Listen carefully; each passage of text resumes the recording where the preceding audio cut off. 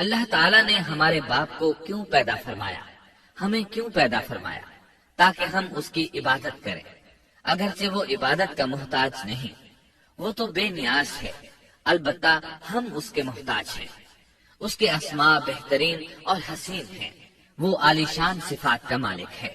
اس نے اپنے ناموں کے آثار ظاہر کرنے کے لیے مخلوق کو پیدا فرمایا، رحمت کے آثار، قدرت کے آثار، جبر اور طاقت کے آثار اور حکمت کے آثار ظاہر کرنے کے لیے مخلوقات کو پیدا فرمایا، ورنہ وہ کسی چیز کا محتاج نہیں۔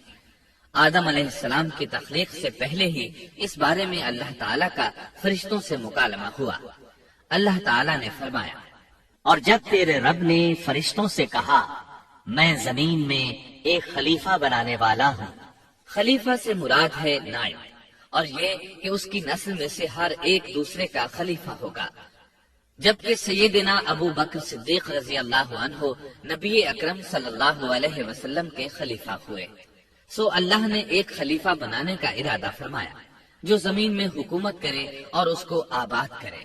چنانچہ اللہ تعالیٰ نے فرمایا، اللہ تعالیٰ نے تمہیں زمین سے پیدا کیا اور اسی نے اس زمین میں تمہیں بسایا ہے۔ اللہ تعالیٰ کا ارادہ ہوا کہ زمین کو آباد کروائے، جبکہ جن اس قابل نہیں تھے، کیونکہ ان میں اس قدر عقل و دانش نہیں تھی کہ زمین کو پر رونق اور سرسبز و شاداب رکھ سکیں۔ علماء جنات کے بارے میں کہتے ہیں ان کا سب سے بڑا عقل مند جن انسانوں کے 10 سالہ بچے کے برابر عقل رکھتا ہے، اس لیے زمین کو آباد کرنے کی صلاحیت اللہ تعالیٰ نے انسان کو بخشی۔ اللہ نے انسان کو بہترین ڈھانچے اور حسین ترین شکل و صورت سے نوازا، پھر اپنی روح اس میں پھونکی۔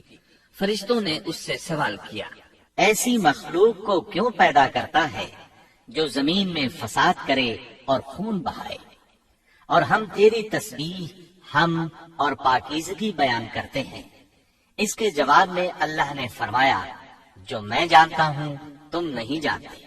دراصل فرشتوں نے کسی طرح معلوم کر لیا تھا کہ آدم کی اولاد زمین میں فساد کرے گی، خون ریزی کرے گی، لیکن انہوں نے یہ بات اعتراض کے طور پر نہیں کہی تھی، کیونکہ ایسا اعتراض تو گناہ ہے، اور فرشتے پلک جھپکنے کے برابر اللہ کی معصیت اور نافرمانی نہیں کرتے، بلکہ وہ تو نہایت معزز عبادت گزار ہے، کسی بات میں اللہ پر پیش دستی اور سبقت نہیں کرتے اور اس کے حکم پر عمل کرتے ہیں۔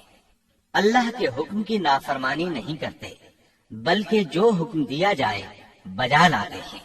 اس لیے فرشتوں کا یہ پوچھنا وضاحت طلبی کے لیے تھا، وہ تو انسان کے پیدا کرنے کی وجہ پوچھ رہے تھے۔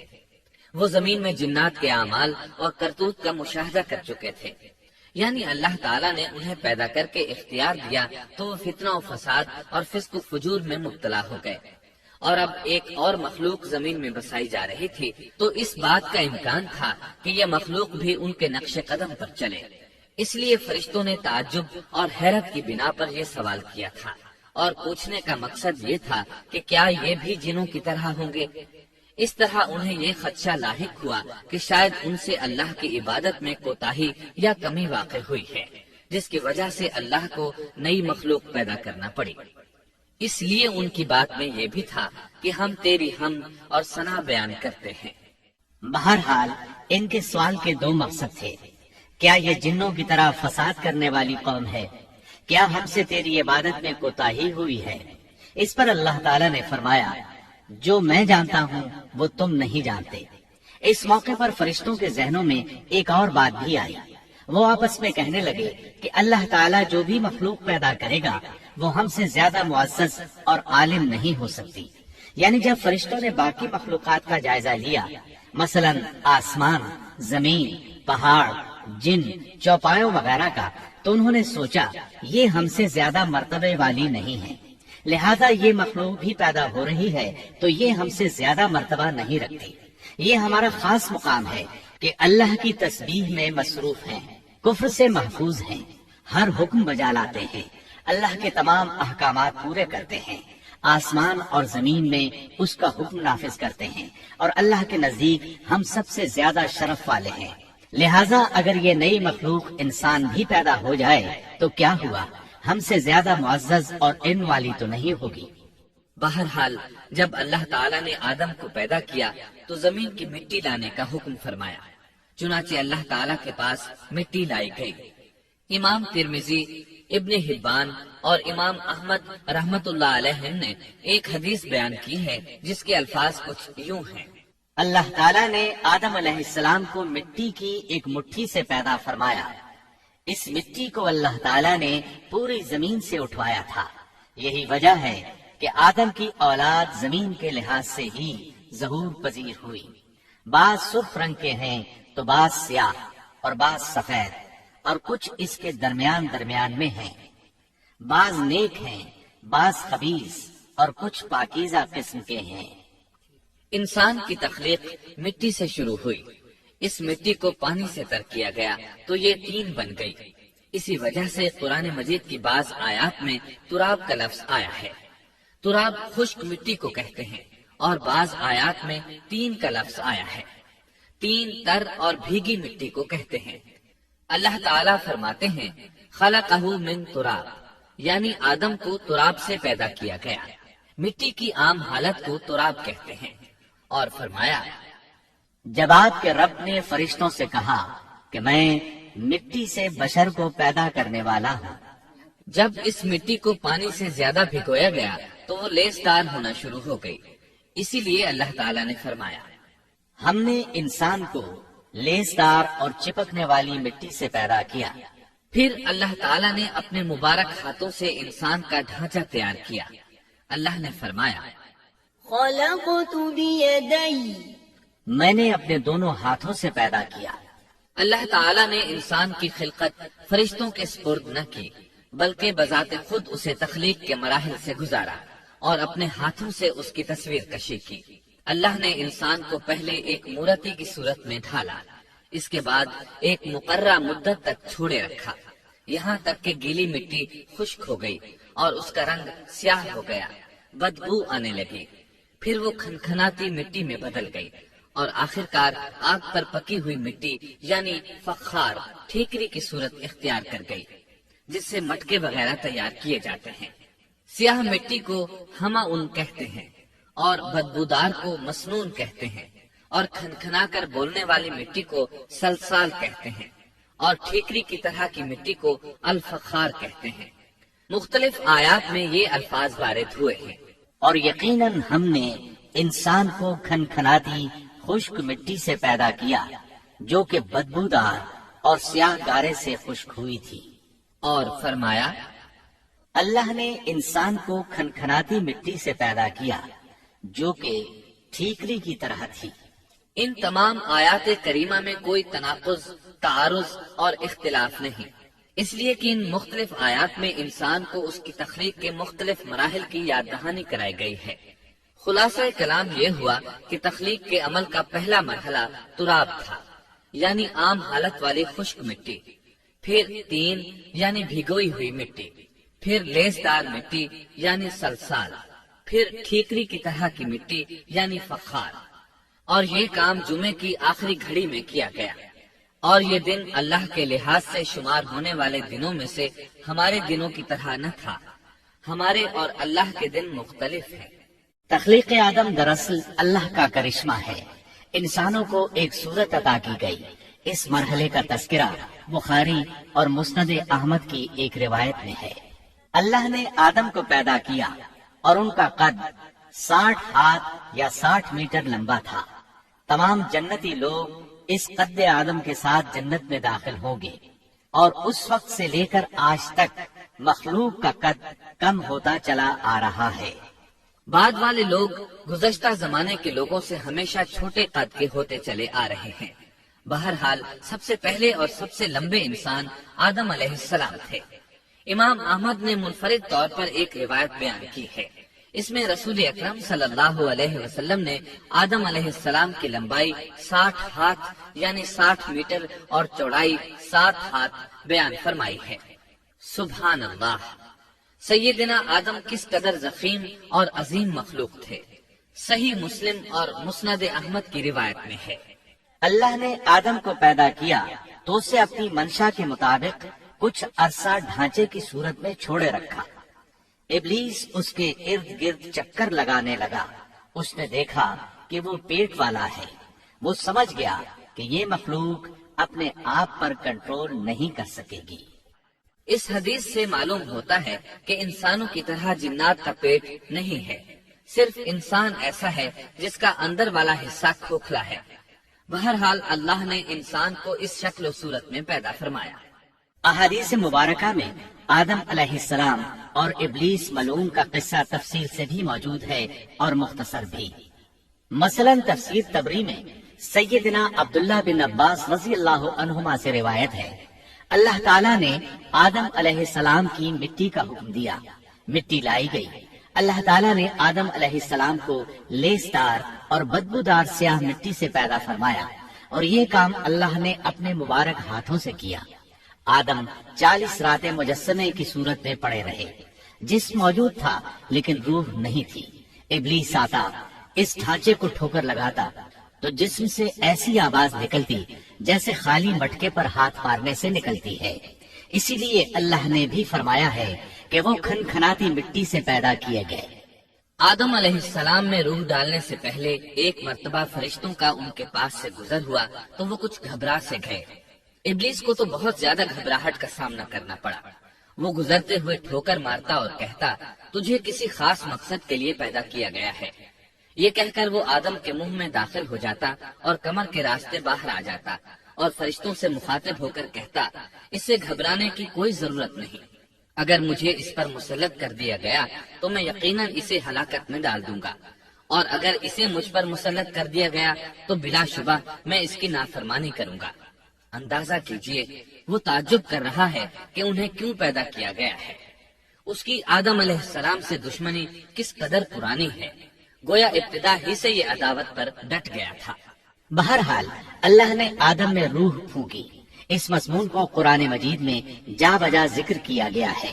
اللہ تعالیٰ فرماتے ہیں، جب میں اس کو ٹھیک ٹھاک کر لوں اور اس میں اپنی روح پھونک دوں تو تم سب اس کے سامنے سجدے میں گر پڑنا۔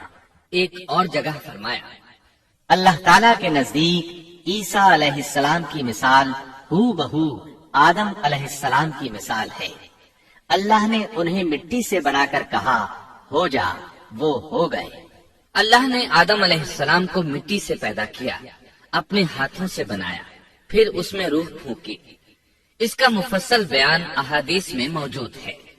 جب ان میں روح پھونکی گئی اور ابتدا میں روح جیسے ہی سر کے اندر داخل ہوئی، آدم علیہ السلام کو چھینک آ گئی۔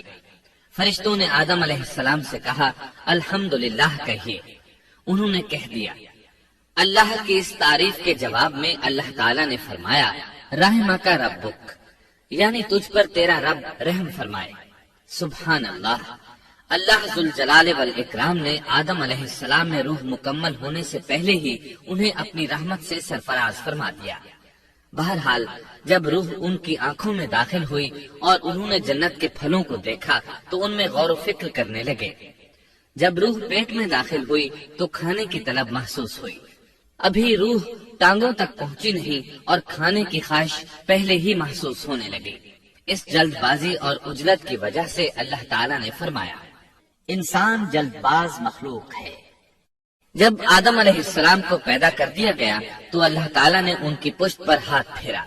ہاتھ پھیرتے ہی ان کی پشت سے قیامت تک پیدا ہونے والے انسان باہر نکل آئے۔ آدم کی تمام اولاد ان کے سامنے ظاہر ہو گئی، اور یہ بات نہایت وضاحت اور صراحت کے ساتھ قرآن مجید اور احادیث مبارکہ میں موجود ہے۔ مسلم بن یسار رحمت اللہ علیہ بیان کرتے ہیں کہ سیدنا عمر بن خطاب رضی اللہ عنہ سے کسی نے اس آیت کریمہ کے بارے میں پوچھا، اور جب آپ کے رب نے اولاد آدم کی پشت سے ان کی اولاد کو نکالا اور ان سے انہی کے بارے میں اقرار لیا کہ کیا میں تمہارا رب نہیں، سب نے جواب دیا، ہاں کیوں نہیں، ہم سب گواہ بنتے ہیں، تاکہ تم لوگ قیامت کے روز یوں نہ کہو ہم تو اس سے محض بے خبر تھے، یا یوں کہو کہ پہلے پہلے شرک تو ہمارے بڑوں نے کیا اور ہم ان کے بعد ان کی نسل میں ہوئے، لہذا کیا تو ان غلط راہ والوں کے فعل پر ہمیں ہلاکت میں ڈالے گا؟ سیدنا عمر رضی اللہ عنہ نے اس شخص کے سوال کے جواب میں فرمایا، میں نے سنا ہے کہ رسول اللہ صلی اللہ علیہ وسلم فرما رہے تھے، اللہ نے آدم علیہ السلام کو پیدا کیا، پھر اپنے دائیں ہاتھ کو اس کی پشت پر پھیرا اور اس سے نسل انسانی کو باہر نکالا اور ان کی طرف اشارہ کر کے فرمایا، میں نے انہیں جنت کے لیے پیدا کیا ہے اور یہ جنت والوں کے اعمال کریں گے۔ پھر اپنے ہاتھ کو دوبارہ آدم علیہ السلام کی پشت پر پھیرا اور اس سے نسل انسانی کو باہر نکالا اور ان کی طرف اشارہ کر کے فرمایا، میں نے انہیں آگ کے لیے پیدا کیا ہے اور یہ آگ والوں کے اعمال کریں گے۔ اس پر ایک شخص نے نبی اکرم صلی اللہ علیہ وسلم سے سوال کیا، اے اللہ کے رسول صلی اللہ علیہ وسلم، تو پھر ہمارے اعمال کس حساب میں شمار ہوں گے؟ آپ نے جواب میں فرمایا، اللہ تعالیٰ جب کسی بندے کو جنت کے لیے پیدا کرتا ہے تو اس سے جنت والوں کے کام کرواتا ہے، حتیٰ کہ جنت والے اعمال میں سے ہی کسی عمل پر اس کا موت سے سامنا ہوتا ہے، اس وجہ سے اللہ اسے جنت میں داخل کرتا ہے، اور جب اللہ کسی بندے کو آگ کے لیے پیدا کرتا ہے تو اسے آگ والے اعمال پر لگا دیتا ہے، یہاں تک کہ وہ آگ والے اعمال میں سے کسی عمل پر مرتا ہے، اس کی وجہ سے اللہ اسے آگ میں داخل کر دیتا ہے۔ ہر شخص کے لیے اس کام میں آسانی پیدا کر دی جاتی ہے جس کے لیے وہ پیدا کیا گیا ہے۔ لیکن یہ بات ذہن میں ہر وقت موجود رہنی چاہیے کہ اللہ نے انسان کو اختیار دے رکھا ہے کہ وہ اپنی عقل اور فکر کی روشنی میں اللہ کے احکامات پر عمل پیرا ہو کر خود کو جنتی بنا لے، یا عقل کا درست استعمال نہ کرتے ہوئے شیطان کا پٹا گلے میں ڈال لے اور جہنم میں جگہ بنا لے۔ یہ تو اللہ نے انسان کو اختیار دے رکھا ہے، اس کی مرضی کہ جنت والے اعمال کرے یا جہنم والے۔ ہر انسان میں دونوں طرف جانے کی طاقت اور صلاحیت موجود ہے۔ اللہ نے انسان کو مجبور نہیں بنایا، البتہ ہر انسان کو جو بھی رویہ اختیار کرنا تھا اللہ کو اس کا علم تھا، اور اس کا علم برحق ہے، قطعی ہے، اس میں کوئی غلطی نہیں ہو سکتی، اس لیے اس نے اپنے علم کے مطابق تقدیر لکھ دی۔ اب ہم جو کچھ کرتے ہیں تقدیر سے مجبور ہو کر نہیں کرتے، بلکہ اپنے اختیار سے کرتے ہیں، اور چونکہ تقدیر بھی اللہ کے حکم سے لکھی گئی اس لیے اس میں بھی کوئی خطا واقع نہیں ہوتی۔ لہذا تقدیر کا یہ مطلب نہیں کہ انسان تقدیر کی بنا پر ہدایت ماننے یا نہ ماننے پر مجبور ہے، ایسی بات قطعاً نہیں۔ اور درست بات یہ ہے کہ تقدیر کا مسئلہ بہت زیادہ پیچیدہ ہے اور مشکل ترین مسائل میں سے ہے، یہاں اس کی تفصیل کا موقع نہیں۔ جب اللہ نے آدم علیہ السلام کو پیدا کر لیا اور اس میں اپنی روح پھونک دی تو فرشتوں کو حکم دیا کہ آدم کو سجدہ کریں۔ ابلیس ایک بہت نیک اور بزرگ جن تھا، اس نے کبھی اللہ کی نافرمانی نہیں کی تھی، اسی بنا پر وہ بلند مرتبہ پا کر فرشتوں میں شامل ہو چکا تھا، لیکن فرشتوں کی جنس سے قطعاً نہیں تھا۔ اللہ نے اسے اطاعت اور فرما برداری کا صلہ دیا تھا، اس کی عزت اور اکرام کرتے ہوئے آسمان میں بسایا تھا۔ لمحہ بھر کے لیے بھی اس نے اللہ کی نافرمانی نہیں کی تھی، اور پھر اللہ نے آدم کو سجدہ کرنے کا حکم دیا، اور اس حکم کے مخاطب فرشتے اور ابلیس تھے۔ صرف فرشتوں کے لیے یہ حکم نہیں تھا بلکہ ابلیس بھی اس حکم میں شامل تھا، کیونکہ اللہ تعالیٰ فرماتے ہیں، اور یقیناً ہم نے تمہیں پیدا کیا، پھر ہم ہی نے تمہاری صورت بنائی، پھر ہم نے فرشتوں سے کہا کہ آدم کو سجدہ کرو، تو سوائے ابلیس کے سبھی نے سجدہ کیا، وہ سجدہ کرنے والوں میں شامل نہ ہوا۔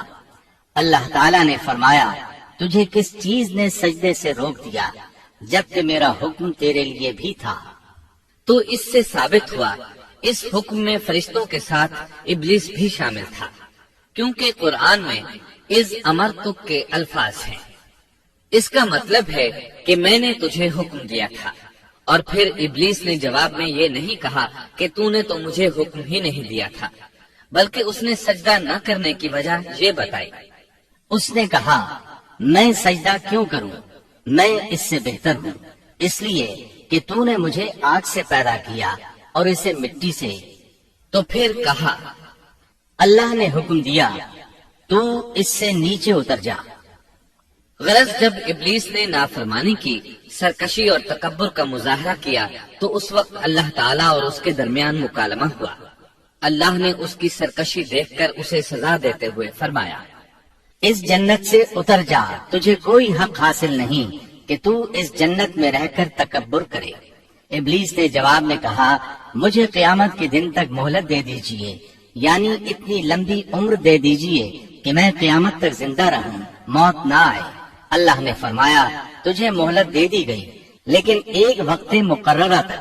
اور جب شیطان اس طرف سے مطمئن ہو گیا کہ اسے مہلت مل گئی، تب اس نے کہا، چونکہ تو نے مجھے گمراہ کر دیا ہے، اس وجہ سے میں قسم کھاتا ہوں کہ میں انسانوں کی گمراہی کے لیے تیرے سیدھے راستے پر بیٹھ جاؤں گا، پھر ان کے آگے سے، ان کے پیچھے سے، ان کے دائیں سے، ان کے بائیں سے ان کے پاس آؤں گا، اور آپ ان میں سے اکثر لوگوں کو شکر گزار نہیں پائیں گے۔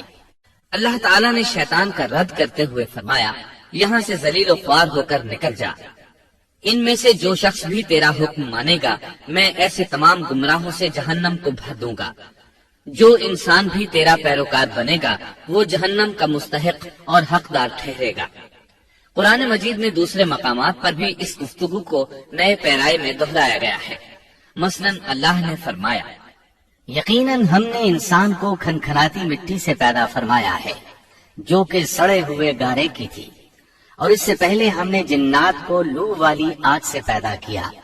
اور جب تیرے پروردگار نے فرشتوں سے فرمایا، میں انسان کو سیاہ بدبودار کھنکھناتی مٹی سے پیدا کرنے والا ہوں، جب میں اسے پورا بنا چکوں اور اس میں اپنی روح پھونک دوں تو تم سب اس کے لیے سجدے میں گر پڑنا۔ چنانچہ تمام فرشتوں نے سجدہ کیا سوائے ابلیس کے۔ اس نے سجدہ کرنے والوں میں شمولیت اختیار کرنے سے صاف انکار کر دیا۔ اللہ تعالیٰ نے فرمایا، اے ابلیس، تجھے کیا ہوا کہ تو سجدہ کرنے والوں میں شامل نہ ہوا؟ وہ بولا، میں ایسے انسان کو سجدہ نہیں کر سکتا جسے تو نے سیاہ بدبودار کھنکھناتی مٹی سے پیدا کیا ہے۔ اللہ تعالیٰ نے فرمایا، اب تو بہشت سے نکل جا، کیونکہ تو مردود ہے اور تجھ پر قیامت کے دن تک میری پھٹکار ہے۔ کہنے لگا، اے میرے رب، مجھے اس دن تک مہلت دے دے جس دن کے لوگ دوبارہ زندہ کیے جائیں گے۔ اللہ نے فرمایا، اچھا، اس مقررہ وقت کے دن تک تجھے مہلت دی گئی۔ کہنے لگا، اے میرے رب، چونکہ تو نے مجھے گمراہ کیا ہے، مجھے بھی قسم ہے کہ میں انسانوں کے لیے زمین میں گناہوں کو خوشنما بناؤں گا اور ان سب کو بہکا دوں گا، سوائے ان کے جو تیرے منتخب اور مخلص بندے ہوں گے، وہ میرے بہکاوے میں نہیں آئیں گے۔ اللہ نے فرمایا، ہاں، یہی مجھ تک پہنچنے کی سیدھی راہ ہے کہ مخلص بن جاؤ، میرے بندوں پر تجھے کوئی غلبہ نہیں ہوگا۔ البتہ جو گمراہ لوگ تیری پیروی کریں گے، یقیناً ان کے وعدے کی جگہ جہنم ہے۔ ایک اور مقام پر اللہ تعالیٰ فرماتے ہیں، جب ہم نے فرشتوں کو حکم دیا کہ آدم کو سجدہ کرو تو ابلیس کے سوا سب نے سجدہ کیا۔ اس نے کہا، کیا میں اسے سجدہ کروں جسے تو نے مٹی سے پیدا کیا ہے؟ اچھا دیکھ لے، اسے تو نے مجھ پر فضیلت دی ہے، اگر مجھے بھی تو نے قیامت تک ڈھیل دی تو میں سوائے چند لوگوں کے اس کی اولاد کو گمراہ کروں گا۔ اس پر اللہ نے فرمایا، جا، ان میں سے جو بھی تیرا فرمانبردار ہو جائے گا تو تم سب کی سزا جہنم ہے، جو پورا پورا بدلہ ہے۔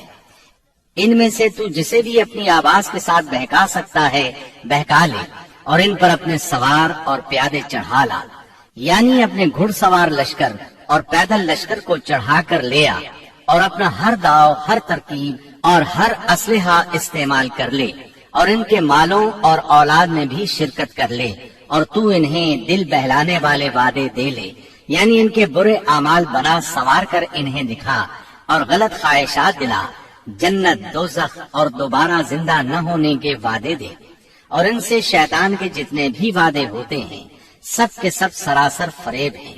یقیناً میرے سچے بندوں پر تیرا کوئی قابو اور غلبہ نہیں ہوگا، تیرا رب کارسازی کرنے والا کافی ہے۔ اسی طرح بہت سی آیات میں پہلی معصیت الہی کا ذکر کیا گیا ہے۔ سب سے پہلا نافرمان ابلیس ملعون تھا۔ وہ خبیث اللہ کے سامنے تکبر اور انات سے بھرپور جواب دیتا رہا۔ اسی وجہ سے اللہ نے اسے کافر کا لقب دیا۔ کافر اسے کہتے ہیں جو نعمت کا انکار کرے۔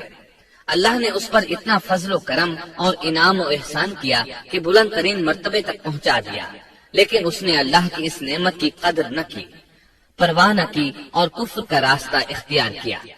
اللہ تعالیٰ فرماتے ہیں، جبکہ آپ کے رب نے فرشتوں سے فرمایا کہ میں مٹی سے ایک انسان کو پیدا کرنے والا ہوں، سو جب میں اسے ٹھیک ٹھاک کر لوں اور اس میں اپنی روح پھونک دوں تو تم سب اس کے سامنے سجدے میں گر پڑنا۔ چنانچہ تمام فرشتوں نے سجدہ کیا مگر ابلیس نے نہ کیا اور اس نے تکبر کیا، وہ کافروں میں سے تھا۔ سب سے پہلا گناہ تکبر تھا، اسی لیے علماء کرام فرماتے ہیں تمام گناہوں کی جڑ تکبر اور غرور ہے۔ نبی اکرم صلی اللہ علیہ وسلم نے اپنی امت کو تکبر نہ کرنے کا سختی سے حکم فرمایا، اس کی برائی، وبال اور ہلاکت سے آگاہ فرمایا۔ آپ نے فرمایا، اللہ اس شخص کی طرف رحمت سے دیکھے گا بھی نہیں جس نے تکبر کی بنا پر کپڑا ٹخنوں سے نیچے لٹکایا۔ اس کے علاوہ نبی صلی اللہ علیہ وسلم نے تو مطلقاً فرما دیا، وہ شخص جنت میں داخل ہونے کے قابل نہیں جس کے دل میں ذرہ برابر بھی تکبر ہے۔ جو شخص اپنے کپڑے، اپنے مکان اور اپنے قبیلے پر فخر کرتا ہے اس سے اللہ کی رحمت اٹھ جاتی ہے۔ اسی لیے نبی صلی اللہ علیہ وسلم نے جب اپنے صحابہ کرام کو دیکھا کہ مہاجر صحابی انصار صحابہ کے خلاف اور انصاری صحابی مہاجرین صحابہ کے خلاف آواز لگا رہے ہیں تو آپ نے فرمایا، اس جاہلیت والی پکار کو چھوڑو، یہ بہت بدبودار ہے۔ برادری کی بنیاد پر لڑنا، باہم فخر کرنا برے نتائج کا ذریعہ ہے۔ گناہوں کی بنیاد بھی تکبر ہے۔ اس لیے ہر مومن کو چاہیے کہ اپنے نوکر، خادم، ملازم یا کسی بھی مسکین پر کبھی بھی فخر و غرور کا اظہار نہ کرے، کیونکہ یہی اللہ کی سب سے پہلی نافرمانی وجود میں آئی تھی۔ تکبر کا یہ ذکر ضمناً آ گیا۔ ہم پھر اپنے موضوع کی طرف لوٹتے ہیں۔ اللہ نے آدم علیہ السلام کو پیدا کیا اور انہیں عالم بنا کر ہی تخلیق کیا، یعنی جب وہ پیدا ہوئے تو جاہل نہیں تھے۔ اللہ نے آدم علیہ السلام کو فرشتوں سے بھی بڑا عالم بنا کر پیدا فرمایا۔ بے شمار احادیث میں آدم علیہ السلام کی ابتدا اور ان کے علم کا ذکر موجود ہے۔ جب اللہ نے آدم میں مکمل روح ڈال دی اور وہ اپنے پاؤں پر کھڑے ہو گئے تو اللہ نے انہیں حکم دیا، جاؤ فرشتوں کی جماعت کو السلام علیکم کہو۔ آدم اور فرشتوں کی زبان عربی تھی، یہی زبان اہل جنت کی ہے۔ آدم گئے، جا کر سلام کہا، انہوں نے جواب میں کہا وعلیکم السلام ورحمت اللہ، یعنی تجھ پر اللہ کی سلامتی اور رحمت ہو۔ اللہ نے فرمایا، یہ تیرا اور تیری اولاد کا آپس میں ایک دوسرے کو تحفہ اور ہدیہ ہے۔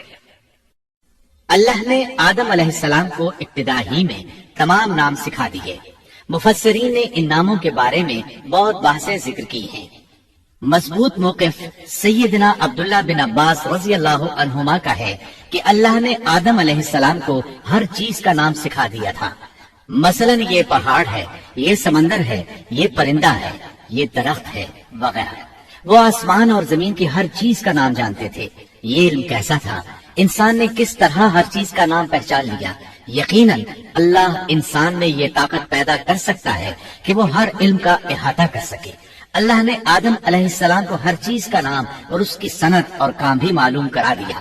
آگ، لوہے، لکڑی، غرض ہر چیز کا نام اور استعمال ذہن میں ڈال دیا۔ وہ کس قدر عظیم علم سے بہرابر ہوئے، سبحان اللہ۔ بہرحال اللہ نے آدم علیہ السلام کو صرف شکل و صورت اور تخلیق ہی میں بلند مرتبہ عطا نہیں کیا تھا، بلکہ عقل و علم کے لحاظ سے بھی بلند درجے اور مقام پر فائز کیا تھا، جیسا کہ اللہ تعالیٰ فرماتے ہیں، اللہ نے آدم علیہ السلام کو ہر چیز کا نام سکھا دیا، پھر ان چیزوں کو فرشتوں پر پیش کیا اور فرمایا، مجھے ان چیزوں کے نام بتاؤ اگر تم سچے ہو۔ مطلب یہ کہ تم اپنے دعوے میں کہاں تک سچے ہو۔ جب آدم کی تخلیق ہوئی تو تم نے کہا تھا اللہ جو چاہے پیدا کر لے، قسم ہے وہ ہم سے زیادہ معزز اور عالم نہیں ہوگا۔ اس دعوے میں اگر تم سچے ہو تو ذرا ان اشیاء کے نام تو بتاؤ۔ اللہ تعالیٰ نے آدم علیہ السلام کا زیادہ معزز ہونا، مکرم ہونا اور علم و معرفت والا ہونا واضح کرنے کے لیے فرشتوں کو حکم دیا کہ آدم علیہ السلام کو سجدہ کریں۔ یہ سجدہ تعظیمی تھا، عبادت والا سجدہ نہیں تھا۔ سجدہ تعظیمی پہلے وقتوں میں جائز تھا لیکن اب حرام ہے، اسی لیے تو یعقوب علیہ السلام، ان کی بیوی اور 11 بیٹوں نے یوسف علیہ السلام کو سجدہ کیا تھا۔ بہرحال فرشتوں نے آدم علیہ السلام کو سجدہ کیا۔ اس سے معلوم ہو جاتا ہے کہ کون زیادہ عزت اور عظمت والا ہے۔ یقیناً آدم علیہ السلام زیادہ شرف اور منزلت کے حقدار ٹھہرے۔ جب اللہ تعالیٰ نے ان کی عزت، تکریم اور تعظیم ثابت فرما دی، تب علم و معرفت میں ان کی برتری ثابت کرنے کے لیے فرمایا، اگر تم اپنے قول میں سچے ہو تو ان چیزوں کے نام بتاؤ۔ تب فرشتوں نے کہا، فرشتے کہنے لگے، اے اللہ تو پاک ہے، ہمیں تو صرف اتنا ہی علم ہے جتنا تو نے ہمیں سکھا رکھا ہے، مکمل حکمت و علم والا تو ہی ہے۔ اللہ تعالیٰ نے آدم علیہ السلام سے فرمایا، اے آدم تم ان فرشتوں کو ان چیزوں کے نام بتاؤ۔ آدم ہر چیز کا نام بتانے لگے، کسی جگہ بھی انہوں نے غلطی نہیں کی۔ جب انہوں نے فرشتوں کو تمام چیزوں کے نام بتا دیے تو اللہ تعالیٰ نے فرشتوں کو مخاطب کر کے کہا، کیا میں نے تمہیں پہلے ہی نہیں کہہ دیا تھا کہ زمین اور آسمان کا غیب میں ہی جانتا ہوں، اور میرے علم میں ہے جو تم ظاہر کر رہے ہو اور جو چھپا رہے ہو۔ یہاں ذہن میں سوال ابھرتا ہے کہ فرشتے کیا چھپا رہے تھے؟ وہ راز والی بات یہی تھی کہ اللہ ہم سے زیادہ معزز اور عالم مخلوق پیدا نہیں کرے گا۔ واضح رہے، ہم آپ کو صرف واقعات ہی نہیں سنا رہے، صرف سیرت اور تاریخ ہی بیان نہیں کر رہے، بلکہ قرآن بھی پڑھ پڑھ کر سنا رہے ہیں۔ اور قرآن کو اس وقت تک سمجھنا محال ہے جب تک کہ ان واقعات کی تفصیل موجود نہ ہو۔ خیر، اس کے بعد اللہ تعالیٰ نے اماں حوا کو پیدا فرمایا۔ انہیں آدم علیہ السلام کے فوراً بعد پیدا نہیں فرمایا، بلکہ آدم علیہ السلام نے کافی عرصہ جنت میں تنہا بسر کیا، اور حدیث میں ہے کہ وہ وحشت محسوس کرتے تھے، تنہائی کو شدت سے محسوس کرنے لگے تھے۔ آخر کار ایک روز جب وہ سو رہے تھے تو اللہ تعالیٰ نے ان کی بائیں پسلی سے اماں حوا علیہ السلام کو پیدا فرمایا اور آدم علیہ السلام کا ہم سفر بنا دیا۔ اللہ فرماتے ہیں، اے لوگو اپنے اس پروردگار سے ڈر جاؤ جس نے تم سب کو ایک ہی جان سے پیدا کر ڈالا، اور اس جان یعنی آدم علیہ السلام سے ان کی بیوی کو پیدا کیا۔ آدم علیہ السلام کے وجود ہی سے حوا کا وجود بنایا گیا، وہ کوئی الگ مخلوق نہیں تھی۔ جب آدم علیہ السلام بیدار ہوئے تو انہوں نے اپنے قریب ایک عورت کو بیٹھے دیکھا۔ پوچھنے لگے، تم کون ہو؟ حوا علیہ السلام نے کہا، عورت۔ آدم علیہ السلام نے پھر پوچھا، تجھے کس لیے پیدا کیا گیا ہے؟ وہ بولی، آپ کے لیے، تاکہ آپ مجھ سے سکون اور انس حاصل کریں۔ جب فرشتوں نے آدم علیہ السلام کو ایک عورت سے باتیں کرتے دیکھا تو کہنے لگے، اب ایک اور نئی مخلوق پیدا کی گئی ہے۔ آدم علیہ السلام نے ان مخلوقات کا نام تو بتا دیا تھا جو مشہور و معروف تھیں، ان کا نام پوچھنا چاہیے۔ انہوں نے آدم علیہ السلام سے سوال کیا، انہوں نے فوراً جواب دیا، حوا، اس لیے کہ اللہ نے تو آپ کو ہر چیز کا نام سکھا دیا تھا۔ فرشتوں نے کہا، ان کا نام حوا کیوں رکھا گیا ہے؟ آدم علیہ السلام نے جواب دیا، اس لیے کہ اسے ایک زندہ چیز سے پیدا کیا گیا ہے، حیات کی نسبت سے حوا نام رکھا گیا۔ مسلم شریف میں ہے، سیدنا ابو ہریرہ رضی اللہ عنہ روایت کرتے ہیں کہ رسول اللہ صلی اللہ علیہ وسلم نے فرمایا، جو شخص اللہ اور آخرت کے دن پر ایمان رکھتا ہے، جب وہ کسی معاملے کے لیے حاضر ہو تو بھلائی والی بات کرے یا خاموش رہے، اور عورتوں کے بارے میں بھلائی کی وصیت حاصل کر لو، یعنی ان کے ساتھ اچھا سلوک کرو، کیونکہ عورت پسلی سے پیدا کی گئی ہے، اور پسلی میں زیادہ ٹیڑھا حصہ اوپر والا حصہ ہوتا ہے۔ اگر تم اس کو سیدھا کرنا چاہو گے تو توڑ ڈالو گے، اور اگر اس کو چھوڑ دو گے تو وہ اسی طرح ہمیشہ ٹیڑھی رہے گی۔ عورتوں کے بارے میں بھلائی کی وصیت حاصل کر لو۔ مطلب یہ کہ اسی حالت میں گزر بسر کرو، عورتوں کے بارے میں بھلائی کی وصیت حاصل کر لو۔ اس حدیث کا مطلب یہ ہے کہ عورتوں پر جبر کر کے زبردستی ان کی طبیعت کو بدلا نہیں جا سکتا، اور عورت ذات کو نہایت نرمی اور پیار سے رکھو۔ ان کی طبیعتوں میں ٹیڑھا پن ہے، وہ کبھی جذبات سے مغلوب ہو جاتی ہے اور عقل کھو بیٹھتی ہے۔ اگر کوئی اسے سیدھا کرنا چاہے تو اس سے لا تعلقی، دوری اور طلاق کی نوبت آ جائے گی۔ اگر اسے چھوڑ دو گے تو ٹیڑھا پن برقرار رہے گا۔ مرد کو بہت حوصلے سے اس صورتحال کو سنبھالنا چاہیے۔ احادیث میں سیدنا ابراہیم علیہ السلام کی زوجہ سیدہ سارہ علیہ السلام کا قصہ موجود ہے۔ وہ حوا علیہ السلام کے بعد کائنات کی سب سے زیادہ خوبصورت عورت تھی۔ احادیث سے یہ اشارہ ملتا ہے کہ حوا علیہ السلام ابتدائے انسانیت سے لے کر قیامت تک پیدا ہونے والی تمام عورتوں میں خوبصورت تھی۔ اب ابلیس لگا اپنے وسوسے شروع کرنے۔ آدم اور حوا علیہ السلام دونوں اللہ کے حکم سے جنت میں تھے کہ شیطان نے انہیں پھسلانے کی کوشش شروع کر دی۔ اللہ تعالیٰ فرماتے ہیں، اور ہم نے کہہ دیا اے آدم تم اور تمہاری بیوی جنت میں رہو اور جہاں سے چاہو با فراغت کھاؤ۔ جنت بھی کیسی؟ اللہ فرماتے ہیں، وہ جنت کہ جس کی چوڑائی ہی آسمانوں اور زمین کے برابر ہے۔ سو اس جنت میں سے جو چاہو سو کھاؤ، کچھ بھی منع نہیں سوائے ایک درخت کے، چنانچہ ارشاد ہوا، اور ہم نے کہا اے آدم تم اور تمہاری بیوی جنت میں رہو، پھر جس جگہ سے چاہو با فراغت کھاؤ اور اس درخت کے پاس مت جاؤ ورنہ ظالموں میں سے ہو جاؤ گے۔ ایک اور جگہ فرمایا، اور جب ہم نے فرشتوں سے کہا کہ آدم کو سجدہ کرو تو ابلیس کے سوا سب نے سجدہ کیا۔ ابلیس نے انکار کیا تو ہم نے کہا اے آدم یہ تیرا اور تیری بیوی کا دشمن ہے، خیال رکھنا ایسا نہ ہو کہ وہ تم دونوں کو جنت سے نکلوا دے اور تو مصیبت میں پڑ جائے۔ یہاں تو تجھے آرام ہے، نہ تو بھوکا ہے اور نہ ننگا، اور نہ تو یہاں پیاسا ہوتا ہے، نہ دھوپ سے تکلیف اٹھاتا ہے۔ گویا اللہ نے سیدنا آدم علیہ السلام کو وسوسے سے پہلے ہی خبردار کر دیا تھا۔ ان آیات سے یہ بھی پتا چلا کہ انسان سے ابلیس کی عداوت اور دشمنی ابتدا ہی سے چلی آ رہی ہے، اور یہ بھی ثابت ہوا کہ جو لوگ کہتے ہیں کہ انسان ابتدا میں ننگا تھا ان کا قول صحیح نہیں، اس لیے کہ اللہ تعالیٰ نے جنت میں بھی آدم علیہ السلام پر لباس رکھا اور زمین میں بھی لباس نازل کر دیا، جیسا کہ اللہ تعالیٰ فرماتے ہیں، اے آدم کی اولاد ہم نے تم پر لباس کو نازل کیا جو تمہاری شرمگاہوں کو چھپاتا ہے اور زینت کا سبب بھی ہے، اور تقوی کا لباس اس سے بھی بہتر ہے۔ لہذا آدم ابتدا میں ننگے نہیں تھے، انہیں تو ننگے پن کا علم ہی نہیں تھا، نہ ہی ان کی بیوی کو برہنہ ہونے کا علم تھا۔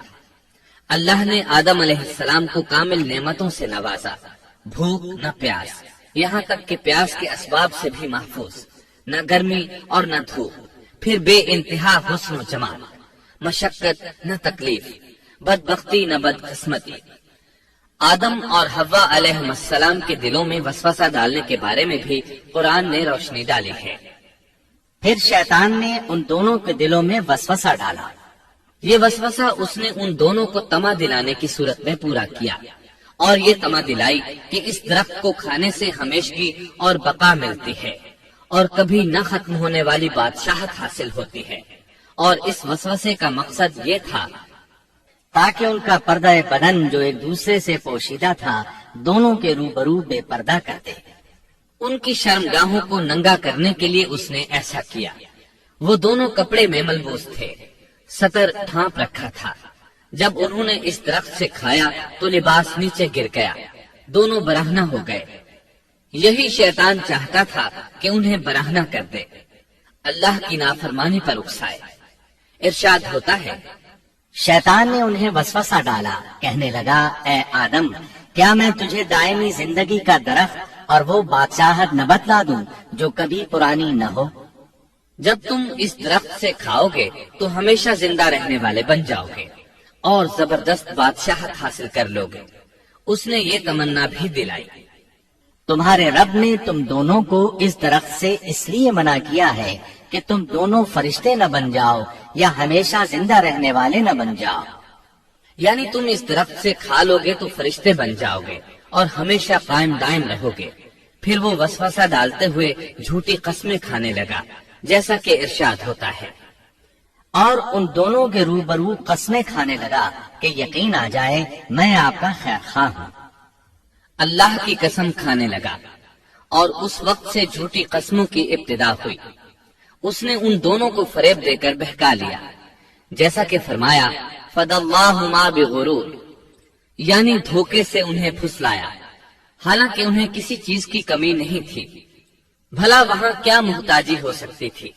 जन्नत में सुकून से जिंदगी बसर कर रहे थे। जन्नत से बढ़कर क्या चाहिए? हमेशा के लिए जन्नत मिल चुकी थी। अल्लाह ताला फरमाते हैं, उन दोनों ने जब दरख्त को चखा, दोनों का पर्दा बदन एक दूसरे के रूबरू खुल गया। दोनों अपने बदनों पर दरख्तों के पत्ते जोड़ जोड़ कर रखने लगे। कपड़े उतरने पर दोनों को हया आई, इसलिए कि इंसान की फितरत में बरहना होने की नापसंदीदगी शामिल है। बरहना हो गए तो कोई लिबास नहीं था, इसलिए दरख्तों के पत्ते जोड़कर जिस्म ढांपने लगे। हदीस में आया है, आदम भागने लगे तो अल्लाह ने पुकारा, आदम मुझसे भागते हो? आदम बोले, अल्लाह मैं शर्म की बिना पर भाग रहा हूँ और इस वजह से कि तेरे सामने बरहना कैसे रहूं, फिर ये कि नाफरमानी का इर्तिकाब भी कर चुका हूँ। यहाँ एक सवाल पैदा होता है, दोनों में से पहले खाने वाला कौन था? इस बारे में राजिह कौल ये है कि वो हव्वा अलैहिस्सलाम थी। उन्हीं ने आदम अलैहिस्सलाम को तमा दिलाते हुए इस गलती पर आमादा किया था, जैसा कि बुखारी शरीफ में नबी अकरम सल्लल्लाहु अलैहि वसल्लम ने फरमाया, अगर हव्वा न होती तो कोई औरत अपने खावंद से खियानत न करती। हव्वा अलैहिस्सलाम ने उन्हें गलती में मुब्तला किया था। अगर हव्वा अलैहिस्सलाम न होती तो आदम भी खयानत में मुब्तला न होते और ना मासियत में मुब्तला होते।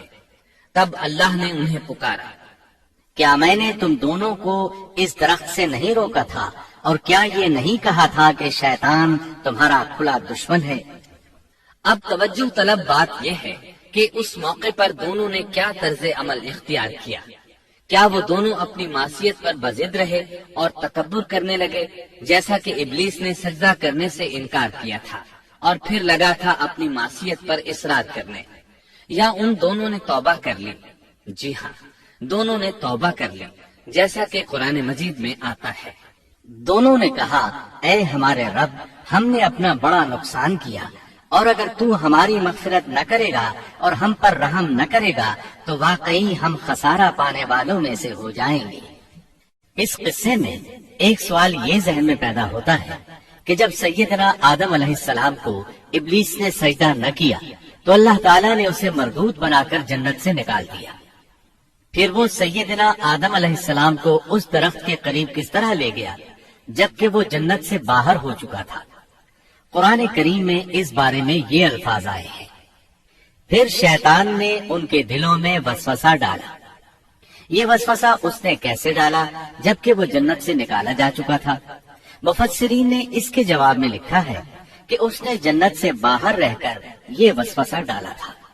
जैसे आजकल तार और बगैर तार के आवाज को दूर दराज इलाकों तक पहुंचाया जा सकता है, ऐसे ही शैतान ने अपनी ताकत से ये वसवसा उनके दिलों तक पहुंचाया। लगे हाथों इब्लीस की हकीकत भी सुन ले। इब्लीस के लफ्जी मानी इंतहाई मायूस के हैं। ये रांदा दरगाह होने के बाद हमेशा हमेशा के लिए अल्लाह की रहमत से मायूस हो गया था, इसलिए उसे ये लक़ब मिला, वरना रिवायात की रूह से उसका असल नाम अज़ाज़ील था। पहले ये जिन्नात में से था। अपने रब ताला की इताअत से निकलकर इब्लीस हुआ। इसका इल्म नाकिस था, मिजाज नापाक था, वो गुरूर और तकब्बुर में मुब्तला हो गया था। यहाँ ये बात भी ज़हन नशीन कर लें कि अंबिया खता और गुनाह से पाक होते हैं। उन पर अल्लाह ताला की मुस्तकिल हिफाजत और निगरानी कायम रहती है। अगरचे अंबिया भी इंसान होते हैं और तमाम इंसानी तकाजे उन्हें लाहिक होते हैं, लेकिन उनके अमल और इरादे में किसी किस्म की बदी और शर का अमल दखल कतन नहीं होता।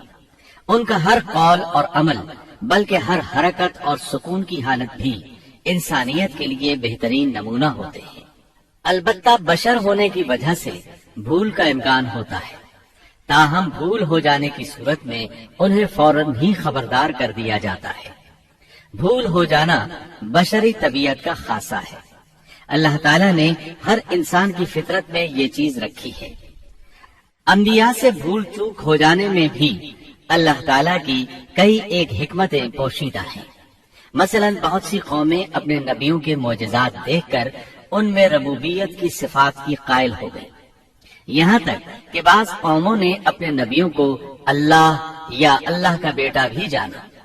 جب انبیاء سے بھول اور لغزشیں ہوئیں تب گویا لوگوں پر یہ واضح کیا گیا کہ یہ الہ نہیں ہے۔ الہ ہوتے تو کس طرح ان سے بھول ہو سکتی تھی۔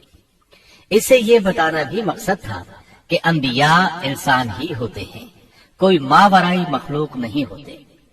سیدنا آدم علیہ السلام کے واقعے پر غور کرنے سے یہ حقیقت مزید واضح ہو جاتی ہے کہ سیدنا آدم علیہ السلام کی یہ لغزش گناہ نہیں تھی۔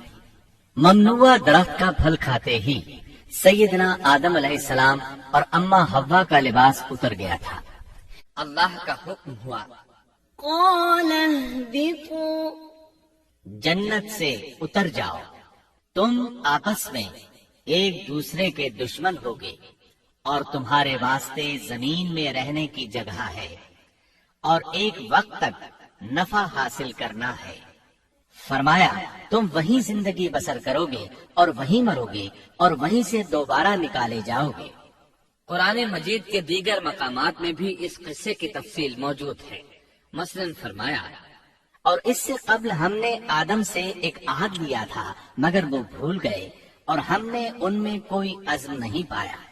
اللہ تعالیٰ فرماتے ہیں، اور جب ہم نے فرشتوں سے کہا آدم کو سجدہ کرو تو ابلیس کے سوا سب نے سجدہ کیا، اس نے صاف انکار کر دیا۔ تو ہم نے کہا اے آدم، یہ تیرا اور تیری بیوی کا دشمن ہے، خیال رکھنا ایسا نہ ہو وہ تم دونوں کو جنت سے نکلوا دے اور تم مصیبت میں پڑ جائے۔ یہاں تو تجھے یہ آرام ہے کہ نہ تو بھوکا ہوتا ہے اور نہ ننگا، اور نہ تو یہاں پیاسا ہوتا ہے اور نہ دھوپ سے تکلیف اٹھاتا ہے۔ لیکن شیطان نے اسے وسوسے میں ڈال دیا، کہنے لگا میں آپ کو دائمی زندگی کے درخت اور وہ بادشاہت بتلاؤں جو کبھی پرانی نہ ہو۔ چنانچہ ان دونوں نے اس درخت سے کھایا، پس ان کے سطر کھل گئے اور وہ بہشت کے پتے اپنے اوپر چپکانے لگے۔ آدم نے اپنے رب کی نافرمانی کی، پس بہک گیا۔ پھر اس کے رب نے نوازا، اس کی طرف توجہ فرمائی اور اس کی رہنمائی کی۔ حکم ہوا تم دونوں یہاں سے اتر جاؤ، تم آپس میں ایک دوسرے کے دشمن ہو۔ اب تمہارے پاس جب کبھی میری طرف سے ہدایت پہنچے تو جو میری ہدایت کی پیروی کرے نہ تو وہ بہکے گا نہ تکلیف میں پڑے گا، ہاں جو میری یاد سے روگردانی کرے گا اس کی زندگی تنگی میں رہے گی اور بروز قیامت ہم اسے اندھا کر کے اٹھائیں گے۔ آدم علیہ السلام زمین پر اترے اور اپنے رب سے توبہ کے کلمات سیکھ لیے۔ وہ کلمات یہ ہیں، ربنا ظلمنا أنفسنا وإن لم تغفر لنا وترحمنا لنكونن من الخاسرين۔ اے ہمارے رب، ہم نے اپنا نقصان کیا اور اگر تو نے ہم پر مغفرت و رحمت نہ فرمائی تو ہم خسارہ اٹھانے والوں میں سے ہو جائیں گے۔ آدم علیہ السلام زمین پر اترے اور ان کے ساتھ حوا علیہ السلام بھی اتری اور ان کے ساتھ ہی ابلیس کو بھی اتارا گیا۔ یہ کس جگہ پر اترے اس بارے میں اختلاف پایا جاتا ہے، لیکن ابن عباس رضی اللہ عنہ کی بات راجح محسوس ہوتی ہے کہ آدم علیہ السلام کو ہند میں اور حوا علیہ السلام کو جدے میں اتارا گیا۔ جب آدم علیہ السلام اتر آئے تو حوا علیہ السلام کی تلاش شروع کر دی، زمین میں ان کی تلاش میں سرگرداں ہوئے۔ آخر کار میدان عرفات میں دونوں کی ملاقات ہو گئی۔ چونکہ میدان عرفات میں دونوں نے ایک دوسرے کی معرفت حاصل کی تھی اور ان کا آپس میں تعارف ہوا تھا، لہٰذا اسی مناسبت سے اس میدان کا نام عرفات مشہور ہو گیا۔ اللہ تعالیٰ نے زمین کے اندر انسانوں کو پھیلانا شروع کیا اور زمین کو مردوں اور عورتوں سے آباد کر دیا۔ امام طبری رحمت اللہ علیہ بیان کرتے ہیں کہ حوا علیہ السلام نے آدم علیہ السلام کے لیے 20 ولادتوں میں 40 بچوں کو جنم دیا۔ ہر بار 2 بچوں کو جنم دیتی تھی، ایک لڑکا ہوتا ایک لڑکی۔ سب سے پہلا جوڑا قابیل اور اس کی بہن قمیم کا تھا۔ پھر انسانوں کی افزائش شروع ہوئی، آبادی میں اضافہ ہونے لگا۔ اللہ نے آدم علیہ السلام ہی کو ان کا نبی متعین کر دیا، وہ انہیں دین سکھاتے رہے۔ اس وقت تمام لوگ موحد تھے، خالص توحید کو اپنانے والے تھے، یعنی کان الناس امۃ واحدہ، تمام لوگ ایک ہی امت کے تھے، ان میں شرک کا شائبہ بھی نہ تھا۔ ابن جریر اور ابن کثیر رحمہم اللہ نے ابو موسیٰ اشعری رضی اللہ عنہ کی روایت بیان کی ہے، اللہ نے جب آدم علیہ السلام کو جنت سے زمین پر اتارا تو انہیں ہر چیز کی کاریگری اور صنعت کا علم تھا۔ جب وہ اترے تو عالم بھی تھے، لباس میں ملبوس بھی تھے، کام کاج کے تمام طریقوں سے باخبر بھی تھے، لوہے، آگ، لکڑی اور کپڑے کے استعمال سے بھی بخوبی واقف تھے۔ ہمارے برعکس وہ ان کاموں کو اپنی ابتدا ہی سے جان چکے تھے، کیونکہ ہم سب لوگوں کا حال یہ ہے کہ جب تک سکھایا نہ جائے ہمیں کچھ نہیں آتا۔ آج کے دور میں بعض افریقی قبائل کے افراد وحشیانہ اور غیر مہذب زندگی گزارتے ہیں۔ علماء کا کہنا ہے کہ یہ لوگ زمین پر رہنے والوں میں سے گمراہ ترین انسان ہیں۔ انہوں نے بہترین زندگی ضائع کر دی اور گھٹیا زندگی کو پسند کیا۔ تہذیب و تمدن کا آغاز چونکہ ابتدائے آفرینش سے ہے، اس لیے ہر انسان کی فطرت میں تہذیب کی سوجھ بوجھ موجود ہے۔ بہرحال آدم علیہ السلام کے بعد انسانی مخلوق کی تعداد روز بروز بڑھتی چلی گئی اور انسانی کمزوریوں کی بنا پر گناہ شروع ہو گئے۔ زمین پر سب سے پہلے ہونے والی معصیت قابیل کے ہاتھوں اپنے بھائی حابیل کے قتل کی صورت میں سامنے آئی۔ اللہ تعالیٰ نے قرآن مجید میں قابیل اور اس کے بھائی حابیل کا قصہ بیان کیا ہے۔ قابیل قرخ اور درست طبیعت کا مالک تھا، جبکہ اس کا بھائی حابیل رحم دل اور نرم طبیعت تھا۔ قابیل کھیتی باڑی کرتا تھا اور حابیل مویشی چراتا تھا۔ حابیل کے نرم دل ہونے کی ایک وجہ اس کا بکریاں چرانا تھا، کیونکہ ایک چرواہا اپنی بکری کو بھوکا دیکھ کر اسے چارہ کھلائے بغیر نہیں رہتا، نہیں وہ کسی بکری کو پیاسا دیکھ کر اسے بھول جاتا ہے۔ اپنے جانور پر اس کی طاقت سے زیادہ بوجھ بھی نہیں لادتا۔ بنی نوع انسان کی تعداد میں اضافے کے لیے اس وقت ایسا قانون تھا جو اب حرام ہے، اور وہ ہے بہن کے ساتھ نکاح۔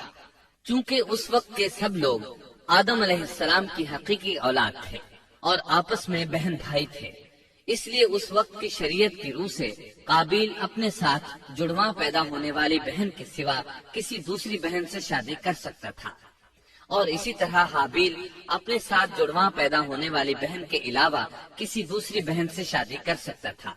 اس کی صورت یہ تھی کہ قابیل کی شادی حابیل کی بہن سے ہو اور حابیل کی شادی قابیل کی بہن سے ہو، لیکن ہوا یہ کہ حابیل کی بہن خوبصورتی میں قابیل کی بہن سے کم تھی، اس لیے قابیل نے حابیل کی بہن سے شادی کرنے سے انکار کر دیا اور اپنی جڑواں بہن سے شادی کی خواہش ظاہر کی، لیکن ایسا کرنا آدم علیہ السلام کی شریعت میں حرام تھا۔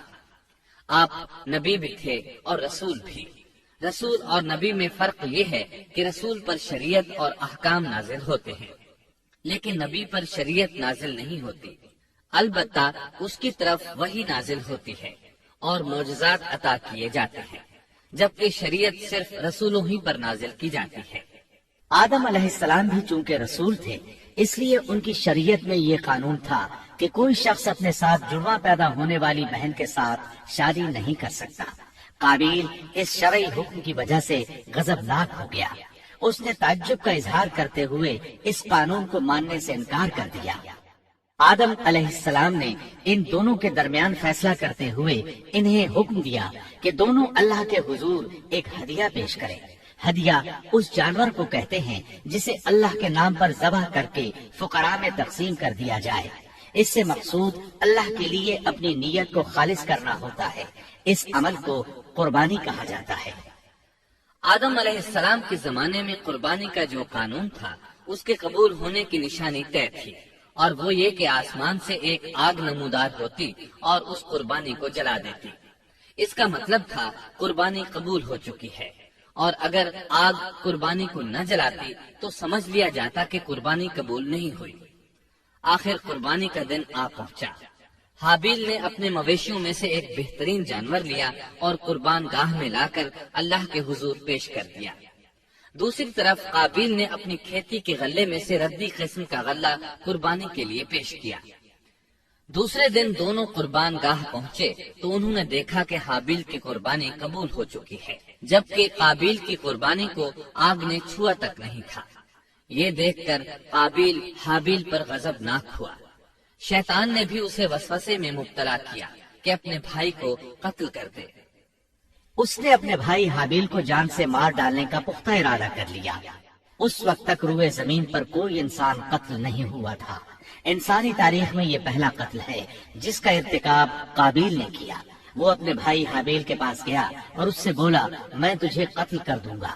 جواب میں حابیل نے کہا، اگر تو مجھے قتل کرنے کی کوشش کرے گا تو میں اپنے دفاع میں ہاتھ نہیں اٹھاؤں گا، اس لیے کہ میں چاہتا ہوں تو اپنے دیگر گناہوں کے ساتھ میرے قتل کا گناہ بھی اٹھا لے، تیرے گناہ زیادہ ہو جائے۔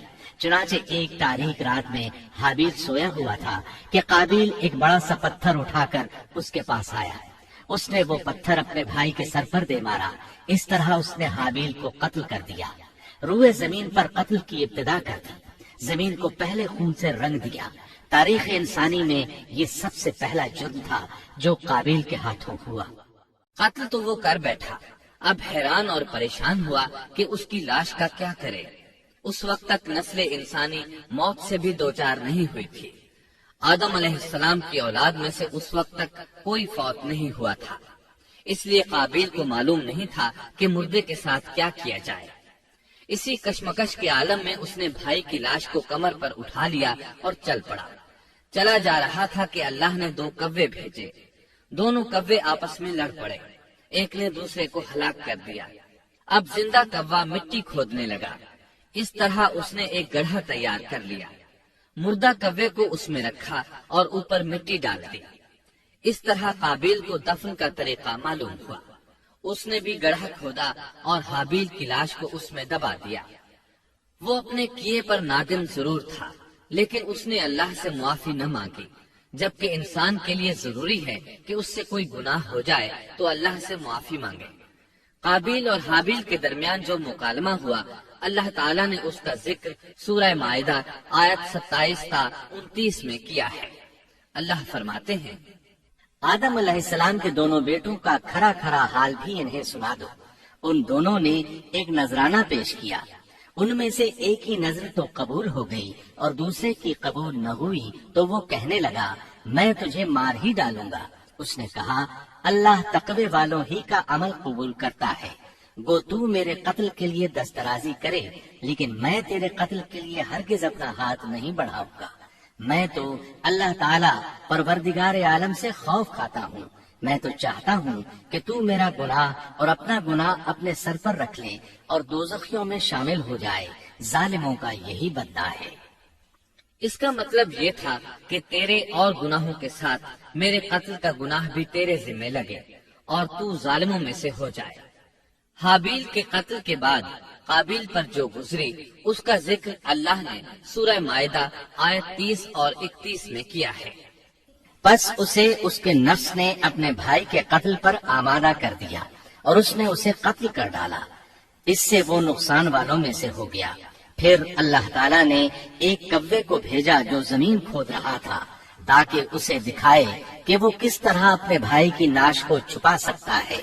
وہ کہنے لگا، ہائے افسوس، کیا میں ایسا کرنے سے بھی گیا گزرا ہو گیا کہ اس کوے کی طرح اپنے بھائی کی لاش کو دفنا دیتا۔ پھر تو بڑا ہی پشیمان اور شرمندہ ہوا۔ امام احمد، ترمذی اور ابو داود نے سیدنا سعد بن ابی وقاص رضی اللہ عنہ سے روایت کی ہے کہ انہوں نے سیدنا عثمان رضی اللہ عنہ کی شہادت کے فتنے کے وقت فرمایا، میں گواہی دیتا ہوں کہ رسول اکرم صلی اللہ علیہ وسلم نے فرمایا تھا، ایک بہت بڑا فتنہ رونما ہوگا، اس میں بیٹھنے والا کھڑے ہونے والے سے بہتر ہوگا اور کھڑا ہونے والا چلنے والے سے بہتر ہوگا اور چلنے والا دوڑنے والے سے بہتر ہوگا۔ کسی نے کہا، اگر کوئی میرے گھر میں داخل ہو کر میری طرف ہاتھ بڑھائے تاکہ وہ مجھے قتل کر دے تو آپ صلی اللہ علیہ وسلم نے فرمایا، تو آدم علیہ السلام کے بیٹے کی طرح قتل ہو جا، یعنی اس فتنے میں قتل ہو جانا، حابیل کی سنت پر عمل کرتے ہوئے خود ہاتھ نہ اٹھانا، قاتل کہلانے کی بجائے مقتول ہونے کو پسند کرنا۔ اسی طرح مسند احمد کی ایک روایت میں ہے، رسول اللہ صلی اللہ علیہ وسلم نے فرمایا، دنیا میں جب بھی کوئی ظلم سے قتل ہوتا ہے تو اس کا گناہ آدم علیہ السلام کے پہلے بیٹے قابیل کی گردن پر ضرور ہوتا ہے، اس لیے کہ وہ پہلا شخص ہے جس نے ظالمانہ قتل کی ابتدا کی اور یہ ناپاک طریقہ جاری کیا۔ اس حدیث سے اس جرم کی نوعیت کا بخوبی اندازہ ہوتا ہے کہ اللہ تعالیٰ نے اس کو صرف ایک قتل قرار نہیں دیا بلکہ اس کو ایک گھناؤنی حرکت قرار دیا۔ قیامت تک آنے والے لوگ جو اس گناہ کے مرتکب ہوں گے ان کا کچھ گناہ قابیل کے حساب میں ڈالا جائے گا۔ حابیل کو قتل کرنے کے بعد قابیل نے اپنی بیوی کو ساتھ لیا اور دور دراز نرم زمین کے پاس جا کر رہائش پذیر ہو گیا اور آدم علیہ السلام کے سامنے تک نہ ہوا۔ آدم علیہ السلام پہاڑوں کے قریب ایک بستی میں رہ رہے تھے، یہ ان سے بہت دور جا بسا تھا۔ اس طرح قابیل کا آدم علیہ السلام سے رابطہ بالکل ختم ہو گیا اور اس سے ایک نئی نسل کی ابتدا ہوئی۔ فحاشی اور اریانی کو ان کے ہاں عروج حاصل تھا۔ عبادت یہ لوگ اگرچہ اللہ ہی کی کرتے تھے لیکن آدم علیہ السلام کی شریعت کے خلاف بے حیائی کے دل دادا تھے۔ تقوی کی قلت، احکام الہی کی نافرمانی اور فحاشی کا فروغ ان کے شب و روز کا معمول تھا۔ اس کے بعد لوگ دو گروہوں میں تقسیم ہو گئے، شریر اور برے لوگ قابیل کے ساتھ مل گئے اور آدم علیہ السلام کے دیگر بیٹے اور نیک لوگ آدم علیہ السلام کے ساتھ مل گئے۔ آدم علیہ السلام 960 سال زندہ رہے۔ ان کی کل عمر تو 1000 سال تھی لیکن 40 سال کم کر دی گئی۔ سیدنا ابو ہریرہ رضی اللہ عنہ بیان کرتے ہیں کہ رسول اللہ صلی اللہ علیہ وسلم نے فرمایا، جب اللہ نے آدم علیہ السلام کو پیدا فرمایا تو ان کی پیٹھ پر ہاتھ پھیرا، اس طرح قیامت تک جتنے انسان پیدا ہونے والے تھے ان کی روحیں وجود میں آ گئی۔ پھر ہر ایک انسان کی آنکھوں کے درمیان ایک نور رکھ کر آدم علیہ السلام کے سامنے پیش کیا۔ انہوں نے پوچھا، یا اللہ یہ کون ہے؟ اللہ نے فرمایا، یہ تیری اولاد ہے۔ ان میں سے ایک کی پیشانی کی چمک آدم علیہ السلام کو بہت اچھی لگی۔ انہوں نے پوچھا، یا اللہ یہ کون ہے؟ جواب ملا، یہ تیری اولاد میں سے بہت دور جا کر ہیں، ان کا نام داؤد ہے۔ پوچھا، ان کی عمر کتنی ہے؟ فرمایا 60 سال۔ آدم علیہ السلام کہنے لگے، یا اللہ 40 سال میری عمر میں سے ان کی عمر میں شامل کر دے۔ اس سلسلے میں دوسری روایت یوں آئی ہے، جب آدم علیہ السلام کی روح قبض کرنے کے لیے فرشتہ آیا تو وہ کہنے لگے، میری عمر میں تو ابھی 40 سال باقی ہیں۔ اس وقت ان کی عمر 960 سال تھی۔ انبیاء اپنی عمر سے واقف ہوتے ہیں۔ فرشتے نے کہا، کیا آپ کو یاد نہیں آپ نے اپنی عمر کے 40 سال اپنی اولاد داؤد کو ہبہ کر دیے تھے؟ رسول اللہ صلی اللہ علیہ وسلم نے فرمایا، چونکہ آدم علیہ السلام نے انکار کیا تو ان کی اولاد بھی انکار کی عادی ہے۔ آدم علیہ السلام خود بھول گئے، ان کی اولاد بھی بھولتی ہے۔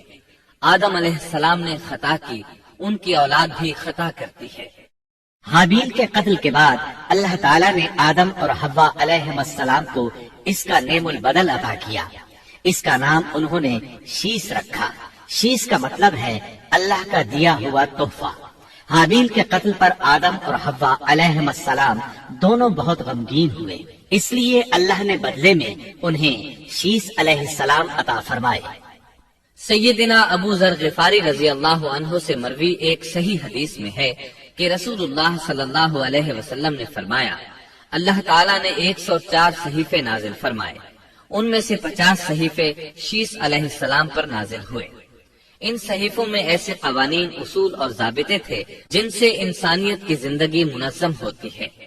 شیس علیہ السلام نے آدم علیہ السلام سے علم حاصل کیا، لیکن آدم علیہ السلام کا تمام علم وہ حاصل نہ کر سکے، اس لیے کہ آدم علیہ السلام نے بالمشافہہ اللہ تعالیٰ سے علم حاصل کیا تھا اور بہت سی اشیاء کا علم اللہ تعالیٰ نے انہیں سکھا دیا تھا، اس لیے وہ تمام علماء سے بڑھ کر عالم تھے۔ شیس علیہ السلام نے آدم علیہ السلام سے علوم سیکھ کر لوگوں کو سکھائے۔ لوگوں نے ان سے مختلف علوم، فنون اور پیشے سیکھے۔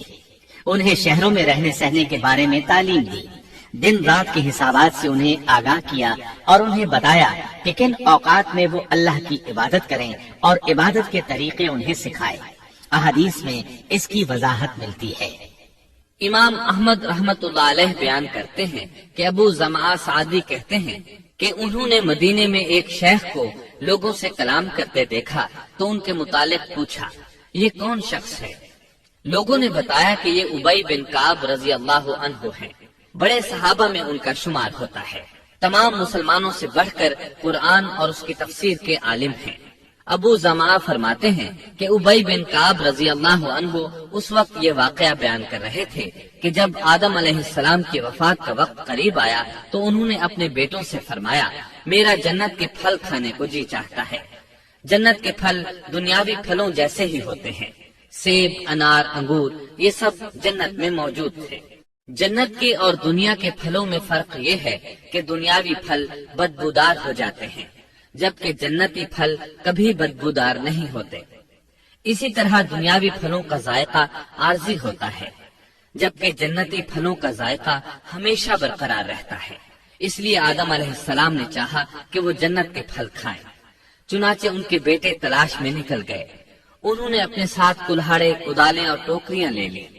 راستے میں انہیں فرشتے ملے، ان کے پاس آدم علیہ السلام کا کفن اور خوشبو وغیرہ تھی۔ انہوں نے پوچھا، آدم کے بیٹو کس چیز کی تلاش میں ہو، کہاں جا رہے ہو؟ انہوں نے جواب میں کہا، ہمارے والد مریض ہیں، انہیں جنت کے پھلوں کی خواہش ہے۔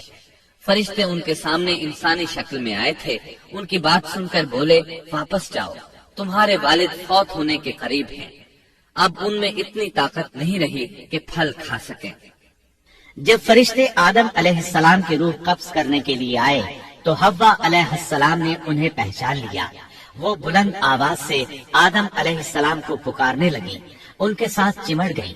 آدم علیہ السلام بولے، مجھ سے الگ ہو جاؤ، پہلے بھی مجھے تمہاری وجہ سے مصیبت پہنچی تھی، میرے اور میرے رب کے فرشتوں کے درمیان سے ہٹ جاؤ۔ پھر فرشتوں نے آدم علیہ السلام کی روح قبض کی، انہیں غسل دیا، کفن پہنایا، خوشبو لگائی، آپ کی قبر کھودی، پھر انہوں نے آدم علیہ السلام کی نماز جنازہ ادا کی۔ اس کے بعد انہیں قبر میں اتارا، پھر اوپر مٹی ڈال دی اور بولے، آدم کے بیٹو، تمہارے لیے یہی طریقہ ہے۔ اس وقت تک لوگ کفن دفن کے احکامات سے واقف نہیں تھے، انہیں علم نہ تھا کہ قابیل نے اپنے بھائی کو کیسے دفن کیا تھا، اس لیے فرشتوں کو بھیجا گیا تاکہ تدفین کا طریقہ بتا دیں۔ تو اس طرح انسان کو دفن کرنے کا طریقہ معلوم ہوا جو فرشتے لے کر آئے تھے۔ آدم علیہ السلام نے اپنی 960 سال کی مکمل زندگی میں سوائے اس درخت کا پھل کھانے کے اور کوئی خطا نہیں کی۔ آپ کی وفات کے 1 سال بعد حوا علیہ السلام بھی وفات پا گئیں۔ یہ تھا ہمارے باپ سیدنا آدم علیہ السلام کا اسوہ اور سیرت طیبہ کا حال۔